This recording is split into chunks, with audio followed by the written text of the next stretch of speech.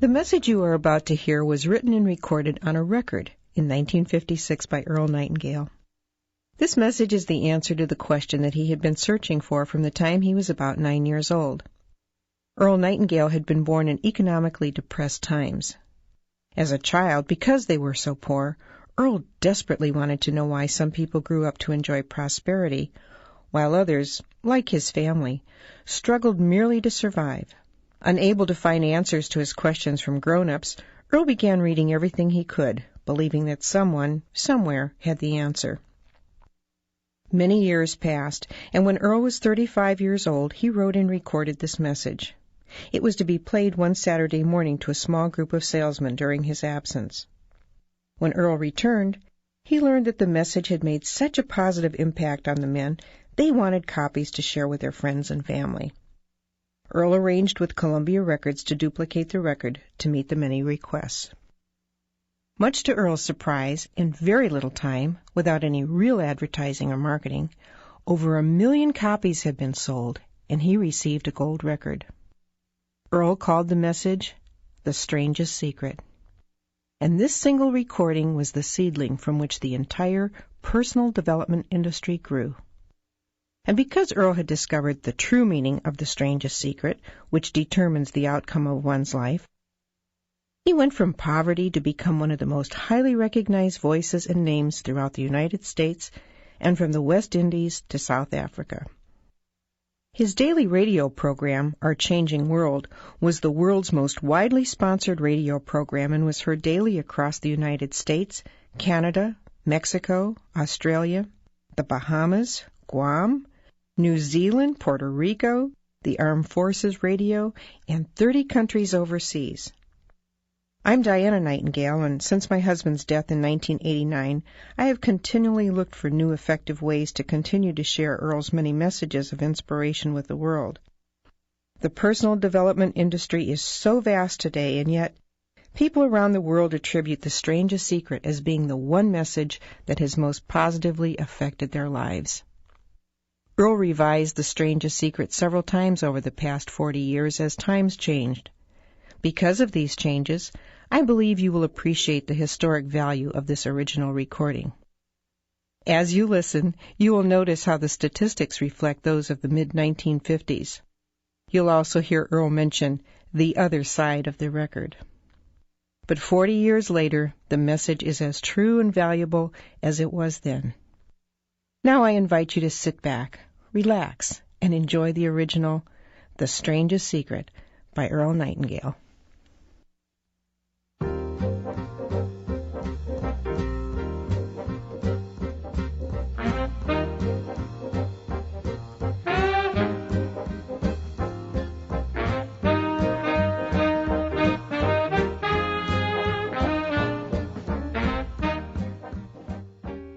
I'd like to tell you about the strangest secret in the world. Not long ago, Albert Schweitzer, the great doctor and Nobel Prize winner, was being interviewed in London, and a reporter asked him, "Doctor, what's wrong with men today?" The great doctor was silent a moment, and then he said, "Men simply don't think." And it's about this that I want to talk with you. We live today in a golden age. This is an era that man has looked forward, dreamed of, and worked toward for thousands of years. But since it's here, we pretty well take it for granted. We in America are particularly fortunate to live in the richest land that ever existed on the face of the earth, a land of abundant opportunity for everyone. But do you know what happens? Let's take 100 men who start even at the age of 25. Do you have any idea what will happen to those men by the time they're 65? These 100 men who all start even at the age of 25 believe they're going to be successful. If you asked any one of these men if he wanted to be a success, he'd tell you that he did. And you'd notice that he was eager toward life, that there was a certain sparkle to his eye, an erectness to his carriage, and life seemed like a pretty interesting adventure to him. But by the time they're 65, 1 will be rich, 4 will be financially independent, 5 will still be working, 54 will be broke. Now think a moment. Out of the 100, only 5 make the grade.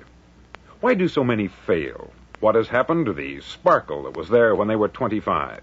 What's become of the dreams, the hopes, the plans? And why is there such a large disparity between what these men intended to do and what they actually accomplished. When we say about 5% achieve success, we have to define success.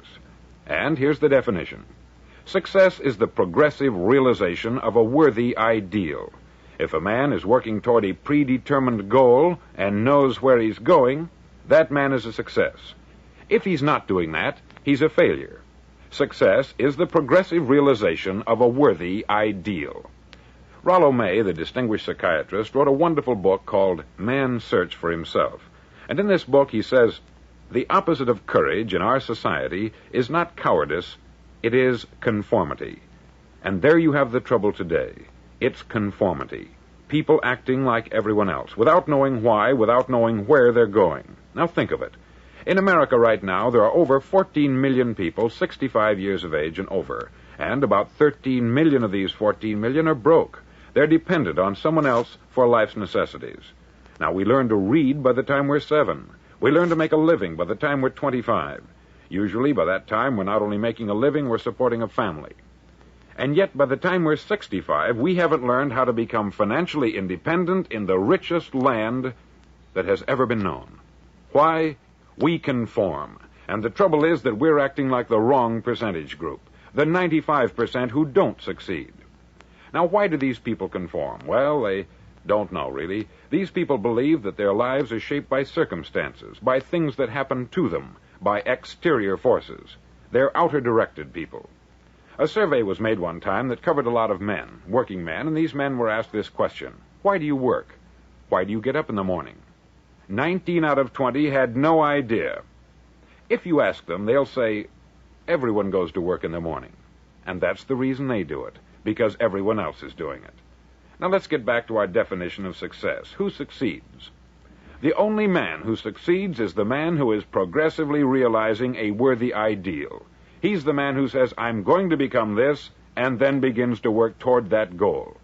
I'll tell you who the successful people are. A success is the school teacher who's teaching school because that's what she wanted to do.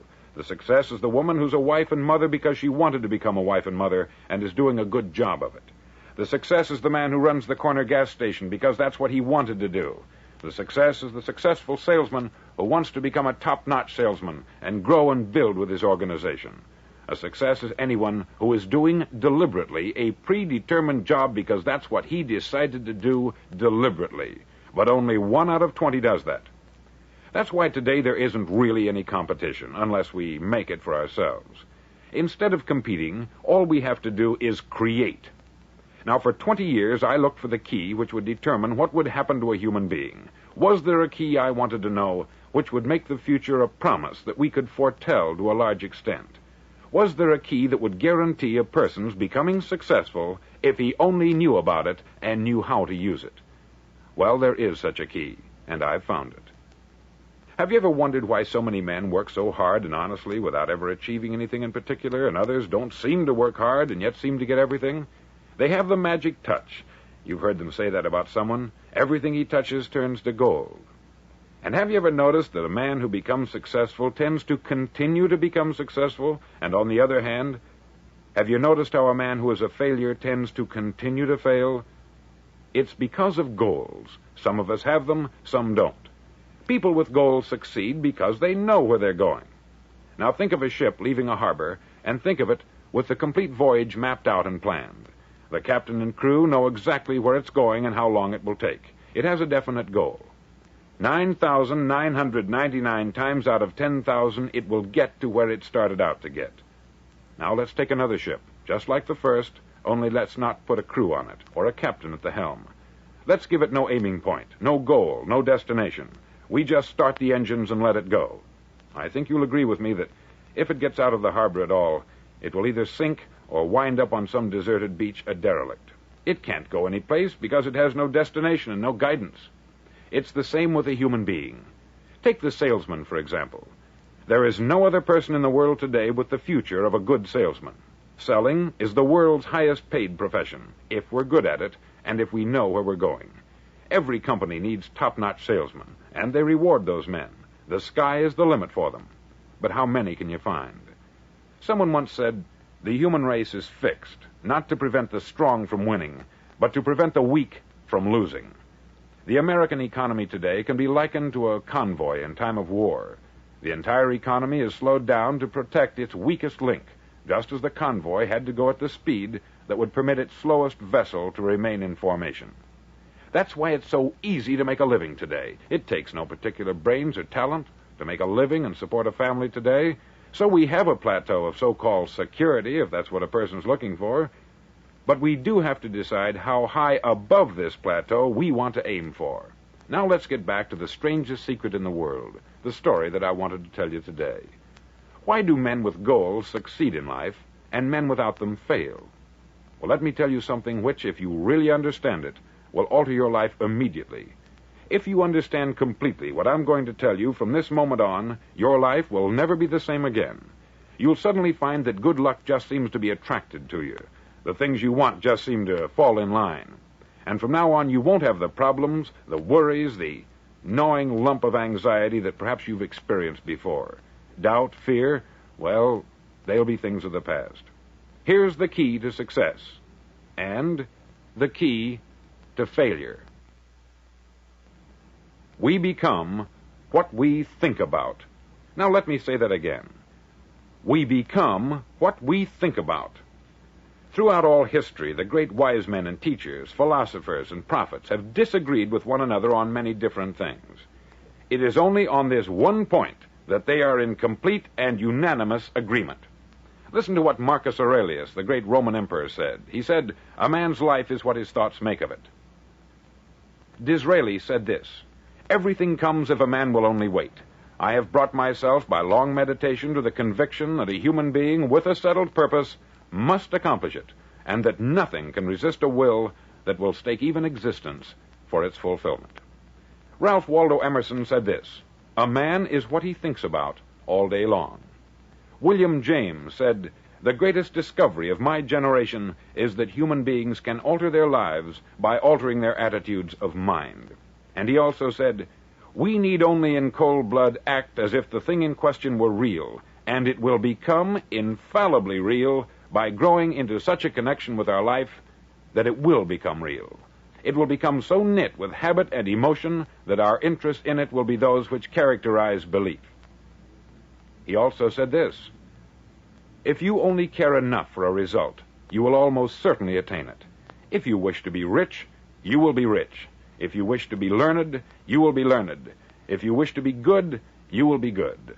Only you must then really wish these things, and wish them exclusively, and not wish at the same time 100 other incompatible things just as strongly." In the Bible you read, in Mark 9:23, "If thou canst believe, all things are possible to him that believeth." Dr. Norman Vincent Peale said this, "This is one of the greatest laws in the universe. Fervently do I wish I had discovered it as a very young man. It dawned upon me much later in life, and I've found it to be one of the greatest, if not my greatest discovery, outside of my relationship to God. And the great law, briefly and simply stated, is that if you think in negative terms, you'll get negative results. If you think in positive terms, you will achieve positive results. That is the simple fact which is at the basis of an astonishing law of prosperity and success. In 3 words, believe and succeed." William Shakespeare put it this way, "Our doubts are traitors, and make us lose the good we oft might win by fearing to attempt." George Bernard Shaw said, "People are always blaming their circumstances for what they are. I don't believe in circumstances. The people who get on in this world are the people who get up and look for the circumstances they want, and if they can't find them, make them." Well, it's pretty apparent, isn't it? And every person who discovered this, for a while believed that he was the first one to work it out. We become what we think about. Now, it stands to reason that a person who's thinking about a concrete and worthwhile goal is going to reach it, because that's what he's thinking about. And we become what we think about. Conversely, the man who has no goal, who doesn't know where he's going, and whose thoughts must therefore be thoughts of confusion and anxiety and fear and worry, becomes what he thinks about. His life becomes one of frustration, fear, anxiety, and worry. And if he thinks about nothing, he becomes nothing. Now, how does it work? Why do we become what we think about? Well, I'll tell you how it works as far as we know. Now, to do this, I want to tell you about a situation that parallels the human mind. Suppose a farmer has some land, and it's good, fertile land. Now, the land gives the farmer a choice. He may plant in that land whatever he chooses. The land doesn't care. It's up to the farmer to make the decision. Now, remember, we're comparing the human mind with the land, because the mind, like the land, doesn't care what you plant in it. It will return what you plant, but it doesn't care what you plant. Now, let's say that the farmer has two seeds in his hand. One is a seed of corn, the other is nightshade, a deadly poison. He digs two little holes in the earth, and he plants both seeds, one corn, the other nightshade. He covers up the holes, waters, and takes care of the land, and what will happen? Invariably, the land will return what is planted. As it's written in the Bible, as ye sow, so shall ye reap. Remember, the land doesn't care. It will return poison in just as wonderful abundance as it will corn. So up come the two plants, one corn, one poison. Now, the human mind is far more fertile, far more incredible and mysterious than the land, but it works the same way. It doesn't care what we plant. Success, failure. A concrete, worthwhile goal, or confusion, misunderstanding, fear, anxiety, and so on. But what we plant, it will return to us. You see, the human mind is the last great unexplored continent on the earth. It contains riches beyond our wildest dreams. It will return anything we want to plant. Now, you might say, well, if that's true, why don't people use their minds more? Well, I think they've figured out an answer to that, too. Our mind comes as standard equipment at birth. It's free, and things that are given to us for nothing, we place little value on. Things that we pay money for, we value. The paradox is that exactly the reverse is true. Everything that's really worthwhile in life came to us free. Our mind, our soul, our body, our hopes, our dreams, our ambitions, our intelligence, our love of family and children and friends. All these priceless possessions are free, but the things that cost us money are actually very cheap and can be replaced at any time. A good man can be completely wiped out and make another fortune. He can do that several times. Even if our home burns down, we can rebuild it, but the things we got for nothing, we can never replace. The human mind isn't used merely because we take it for granted. Familiarity breeds contempt. It can do any kind of job we assign to it, but generally speaking, we use it for little jobs instead of big, important ones. Universities have proved that most of us are operating on about 10% of our abilities. Decide now, what is it you want? Plant your goal in your mind. It's the most important decision you'll ever make in your entire life. Do you want to be an outstanding salesman, a better worker at your particular job? Do you want to go places in your company, in your community? All you've got to do is plant that seed in your mind. Care for it. Work steadily toward your goal, and it will become a reality. It not only will, there's no way that it cannot. You see, that is a law, like the laws of Sir Isaac Newton, the laws of gravity. If you get on top of a building and jump off, you'll always go down. You'll never go up. And it's the same with all the other laws of nature. They always work. They're inflexible. Think about your goal in a relaxed, positive way. Picture yourself in your mind's eye as having already achieved this goal. See yourself doing the things you will be doing when you've reached your goal. Ours has been called the phenobarbital age, the age of ulcers and nervous breakdowns. At a time when medical research has raised us to a new plateau of good health and longevity, far too many of us worry ourselves into an early grave trying to cope with things in our own little personal ways, without learning a few great laws that will take care of everything for us. These things we bring on ourselves through our habitual way of thinking. Every one of us is the sum total of his own thoughts. He is where he is because that is exactly where he really wants to be, whether he'll admit that or not. Each of us must live off the fruit of his thoughts in the future, because what you think today and tomorrow, next month and next year, will mold your life and determine your future. You're guided by your mind. I remember one time I was driving through Arizona, and I saw one of those giant earth-moving machines roaring along the road at about 35 miles an hour with what looked like 20 tons of dirt in it, a tremendous, incredible machine, and there was a little man perched way up on top with the wheel in his hands guiding it. And as I drove along, I was struck by the similarity of that machine to the human mind. Just suppose you're sitting at the controls of such a vast source of energy. Are you going to sit back and fold your arms and let it run itself into a ditch? Or are you going to keep both hands firmly on the wheel and control and direct this power to a specific, worthwhile purpose? It's up to you. You're in the driver's seat. You see, the very law that gives us success is a two-edged sword. We must control our thinking. The same rule that can lead a man to a life of success, wealth, happiness, and all the things he's ever dreamed of for himself and his family, that very same law can lead him into the gutter. It's all in how he uses it, for good or for bad. This is the strangest secret in the world. Now, why do I say it's strange, and why do I call it a secret?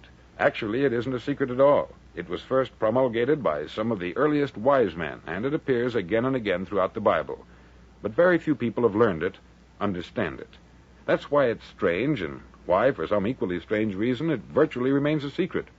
I believe that you could go out and walk down the main street of your town and ask one man after another what the secret of success is, and you probably wouldn't run into one man in a month who could tell you.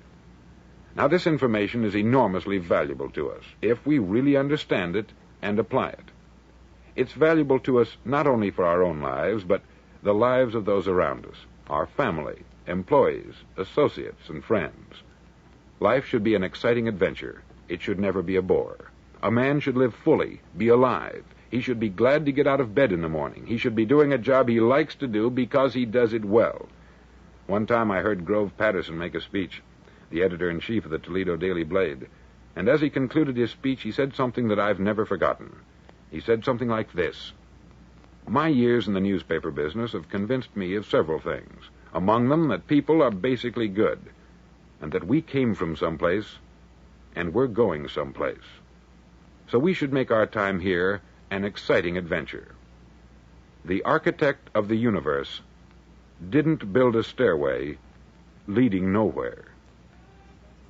And the greatest teacher of all, the carpenter from the plains of Galilee, gave us the secret time and time again. As ye believe, so shall it be done unto you.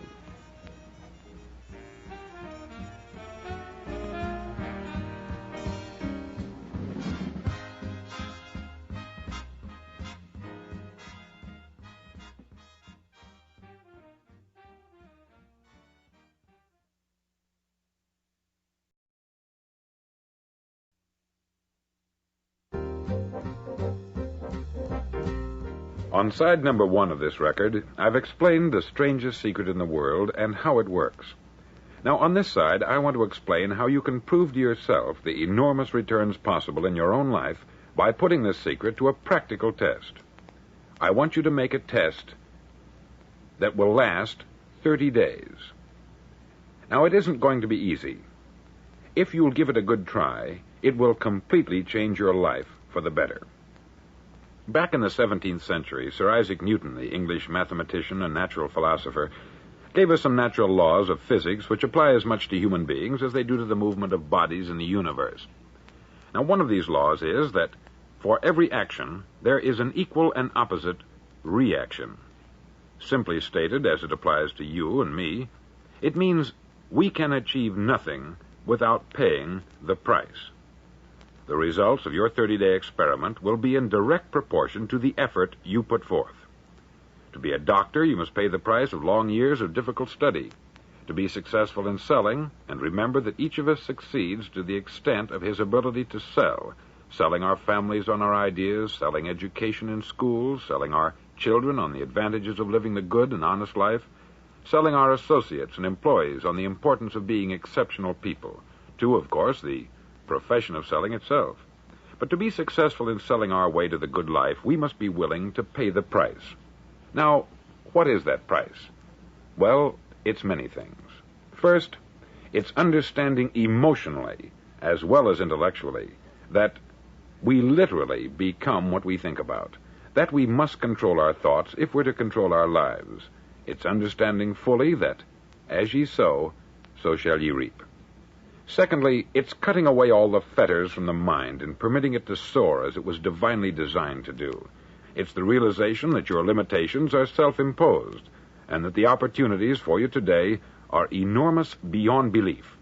It's rising above narrow-minded pettiness and prejudice.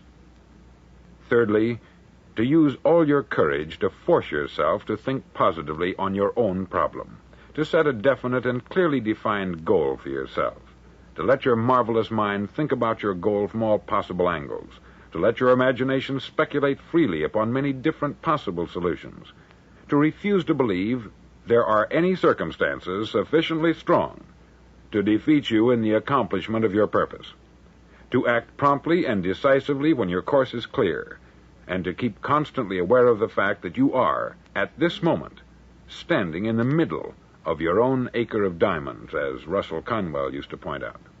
Fourth, save at least 10% of what you earn.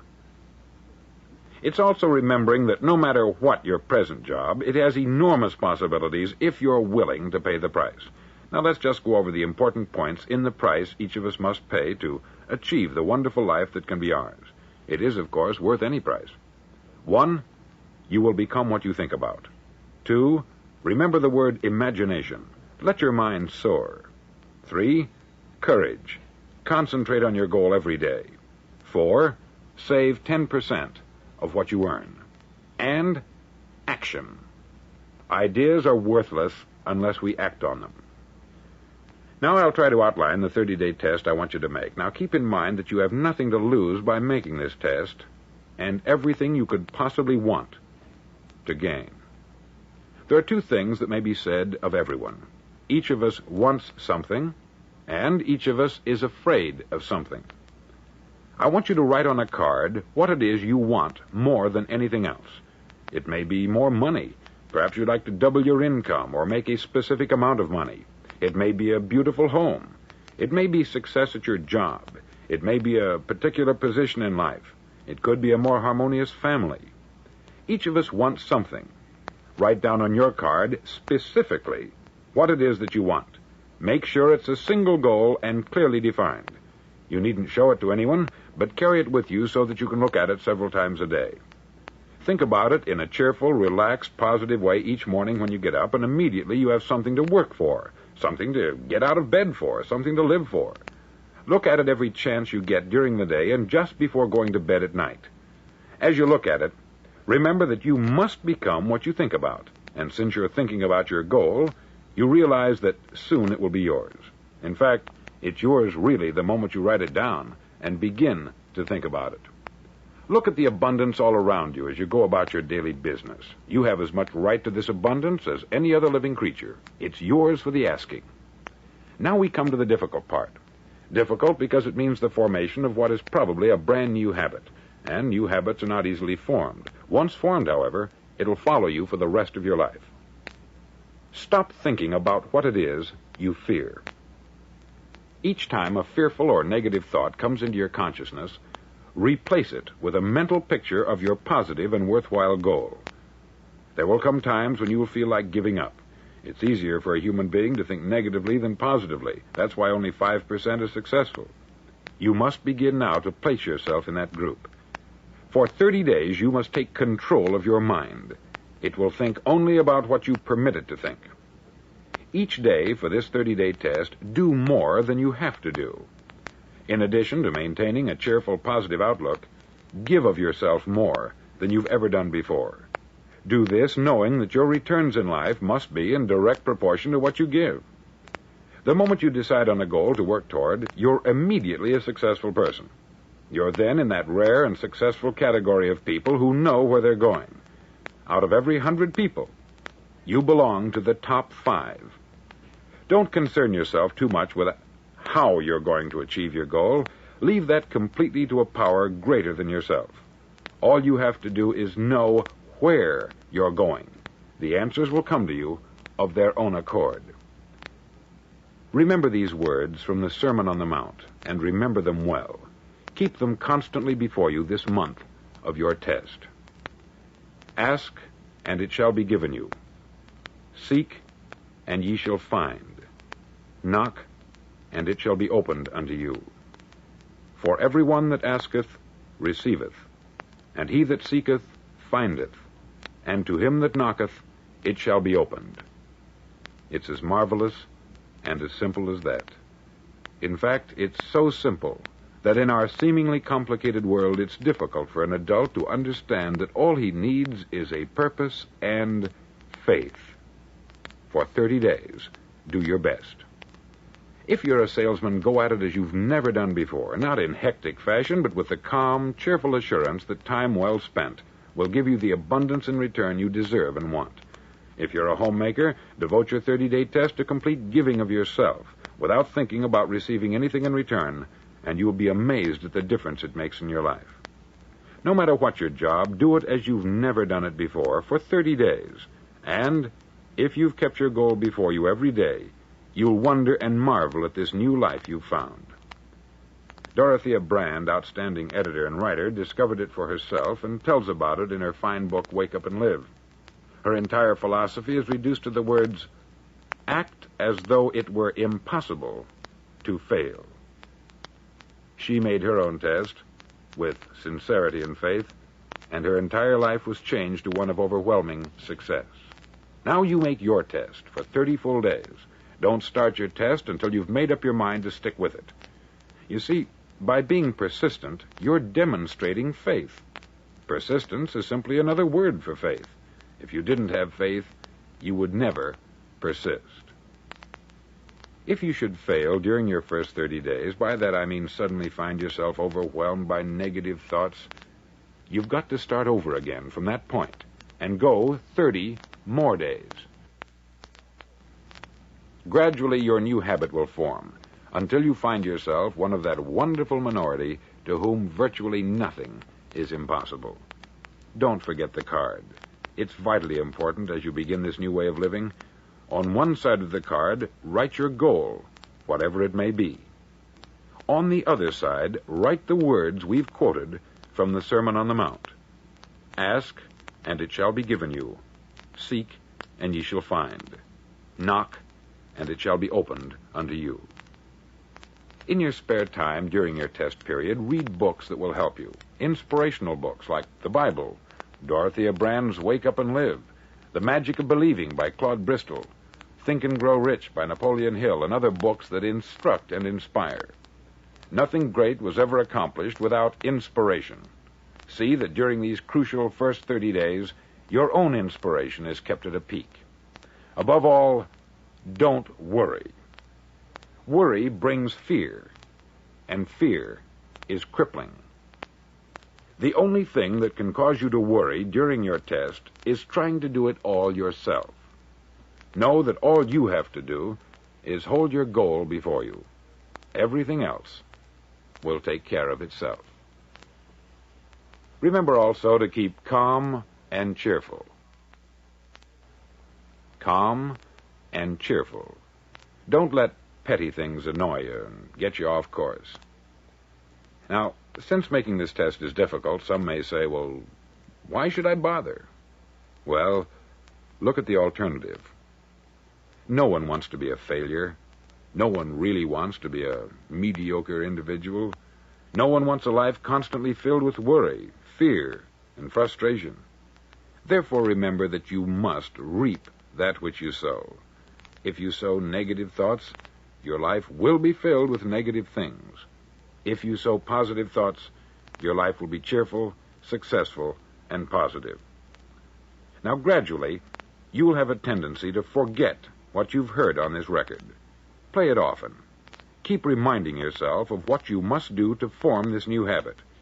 Gather your whole family about and listen to what's been said here at regular intervals. You know, most men will tell you that they want to make money without understanding the law. The only people who make money work in the mint. The rest of us must earn money. This is what causes those who keep looking for something for nothing or a free ride to fail in life. The only way to earn money is by providing people with services or products which are needed and useful. We exchange our product or service for the other man's money. Therefore, the law is that our financial return will be in direct proportion to our service. Success is not the result of making money. Making money is the result of success. And success is in direct proportion to our service. Most people have this law backwards. They believe that you're successful if you earn a lot of money. The truth is that you can only earn money after you're successful. It's like the story of the man who sat in front of the stove and said to it, "Give me heat, and then I'll add the wood." How many men and women do you know, or do you suppose there are today, who take the same attitude toward life? There are millions. We've got to put the fuel in before we can expect heat. Likewise, we've got to be of service first before we can expect money. Don't concern yourself with the money. Be of service. Build, work, dream, create. Do this, and you'll find there's no limit to the prosperity and abundance that will come to you. Prosperity is founded upon a law of mutual exchange. Any person who contributes to prosperity must prosper in turn himself. Sometimes the return will not come from those you serve, but it must come to you from someplace, for that is the law. For every action, there is an equal and opposite reaction. As you go daily through your 30-day test period, remember that your success will always be measured by the quality and quantity of service you render, and money is a yardstick for measuring this service. No man can get rich himself unless he enriches others. There are no exceptions to a law. You can drive down any street in America and from your car estimate the service that's being rendered by the people living on that street. Had you ever thought of this yardstick before? It's interesting. Some, like ministers and priests and other devoted people, measure their returns in the realm of the spiritual, but again, their returns are equal to their service. Once this law is fully understood, any thinking person can tell his own fortune. If he wants more, he must be of more service to those from whom he receives his return. If he wants less, he has only to reduce this service. This is the price you must pay for what you want. If you believe you can enrich yourself by deluding others, you can only end by deluding yourself. Just as surely as you breathe, you'll get back what you put out. Don't ever make the mistake of thinking you can avert this. It's impossible. The prisons and the streets where the lonely walk are filled with people who tried to make new laws just for themselves. We may avoid the laws of man, but there are greater laws that cannot be broken. An outstanding medical doctor recently pointed out 6 steps that will help you realize success. 1, set yourself a definite goal. 2, quit running yourself down. 3, stop thinking of all the reasons why you cannot be successful, and instead think of all the reasons why you can. 4, trace your attitudes back through your childhood and try to discover where you first got the idea you couldn't be a success, if that's the way you've been thinking. 5, change the image you have of yourself by writing out a description of the person you would like to be. And 6, act the part of the successful person you have decided to become. The doctor who wrote those words is a noted West Coast psychiatrist, David Harold Fink, M.D. Do what all the experts since the dawn of recorded history have told you you must do. Pay the price by becoming the person you want to become. It's not nearly as difficult as living unsuccessfully. Make your 30-day test. Then repeat it. Then repeat it again. Each time it will become more a part of you until you'll wonder how you could ever have lived any other way. Live this new way, and the floodgates of abundance will open and pour over you more riches than you may have dreamed existed. Money? Yes, lots of it. But what's more important, you'll have peace. You'll be in that wonderful minority who lead calm, cheerful, successful lives. Start today. You have nothing to lose, but you have a life to win.